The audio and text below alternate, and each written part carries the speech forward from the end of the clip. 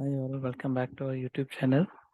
Topic that we will have a look at today is from FRM level 2 and it's from paper 2, that is credit risk measurement and management, and it's from chapter rating assignment and methodologies, and the topic is linear discriminant analysis or Altman Z-score, which is basically used to understand if the firm would be solvent or insolvent, or how is the likelihood of default firm defaulting.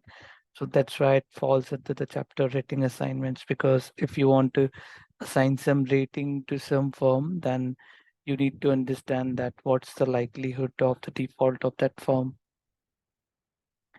And yes, please do subscribe to our channel, like, comment, and share with your peers who are preparing for level 2 exam. It takes a lot of efforts by team to come up with videos like this. So let's have a look. So we have been given some information, and we have been asked to calculate Z-score. And based on that Z-score, we have been asked to conclude that if the firm would be solvent or insolvent. So let's see what information we have been given. We have been given information from the balance sheet.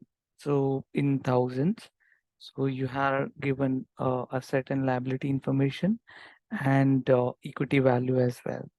So just to be precise, because that information that I'm just sharing with you, we will be using that in calculation.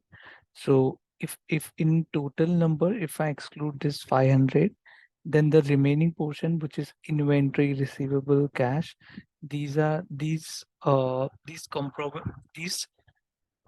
aggregates to the working capital. So if I add these up, 450, 620, this total number gives us the working capital number.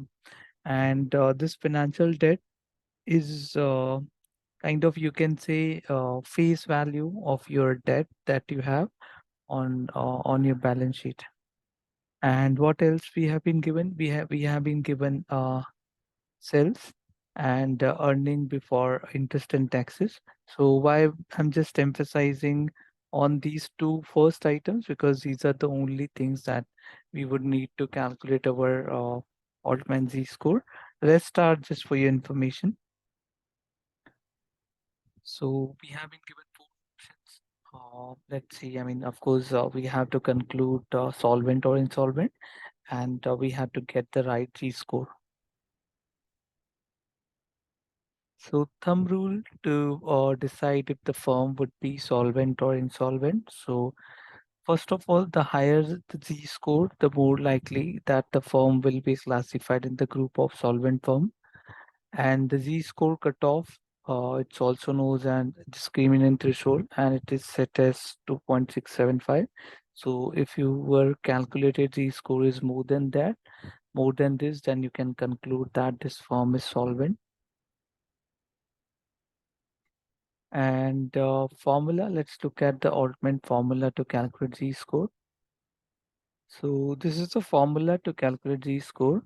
There are ratios which are x1, x2, x3, x4, and x5, and these represent the ratio of working capital to total assets, ratio of accrued capital reserves to total assets, earning before income and taxes to total assets, equity market value to the face value of term debt. So this is a term that I was referring to, the face value of term debt. And lastly, we have sales to total asset ratio. So these are the ratios which represent x1, x2, x3, x4, x5 in the equation.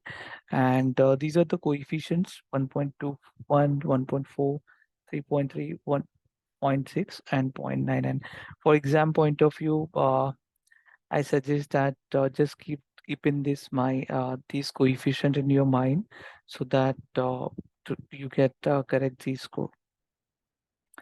So let's have a look at calculations. So we have calculated ratios first, that is x1, x2, x3, x4, 5. So like x1, we saw that I just shown you that if you except in our data, if you exclude your fixed assets, the remaining parts of assets were part of working capital.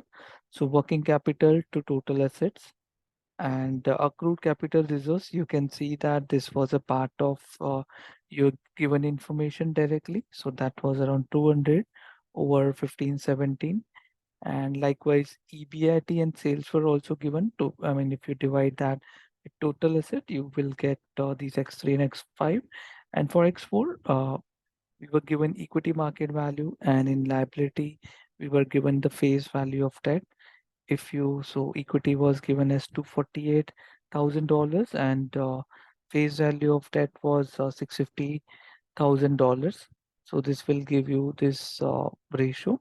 So these are the ratios, x1, x2, x3, x4, x5, and these are their value.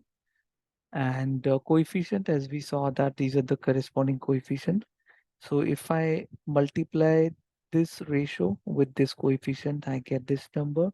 Likewise, I'll do this for all remaining portions. So this would be x5. So let's correct this here itself. So this is x5. And so if you sum this product of these corresponding numbers, you will get 3.1906. So if we notice it is greater than the threshold one, which is 2.675. So we can conclude that the firm is solvent. Now, like just one important note over here, like in exam, you may be asked to calculate Z-score. You might be given some stress values. So you have to apply those stress values on this product and get your new Z-score. So if you are given stresses, apply these stresses on the last column, that is product of these two, and just add these up, you will get the new Z-score. That is just for your information. So as we saw that firm is solvent and the number was 3.1906. So correct answer is B in this case.